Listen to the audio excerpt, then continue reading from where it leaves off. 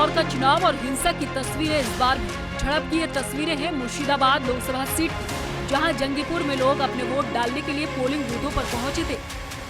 इस दौरान TMC, BJP और कांग्रेस में टकराव हुआ और देखते ही देखते कार्यकर्ता एक दूसरे से भिड़ गए। वीडियो में टीएमसी और बीजेपी के कार्यकर्ताओं को चिल्लाते हुए साफ देखा जा सकता है।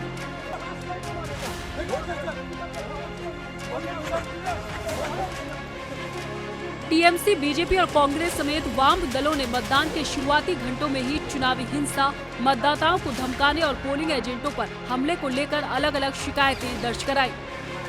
This is a large district, large number of polling stations to be handled. As of now, 2 full parliamentary constituencies and a part of 8 Malda PC are going for polls on the third phase. As of now, there are no large-scale complaints. There are certain polling stations where EVMs have been found erroneous. They have been replaced. Mock poll was completed and poll has started right on time. Wherever there are complaints, we are addressing it. प्रशासन का दावा है कि हालात control में है, लेकिन पश्चिम बंगाल में राजनीतिक हिंसा की घटनाएं आम नहीं है।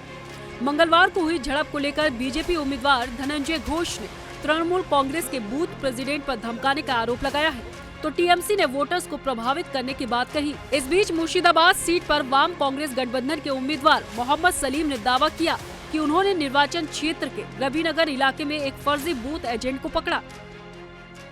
हम बोले तो इनको हम हटाएंगे, अब ऊपर से जो आया तो उसको हटाए हैं, लेकिन QRTS को इस्तेमाल नहीं कर रहे हैं।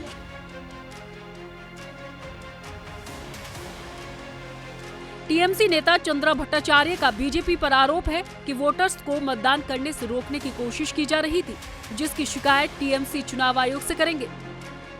Seen from since morning that the central forces, they are trying to intimidate the voters. They are trying to stop the voters from actually giving their votes.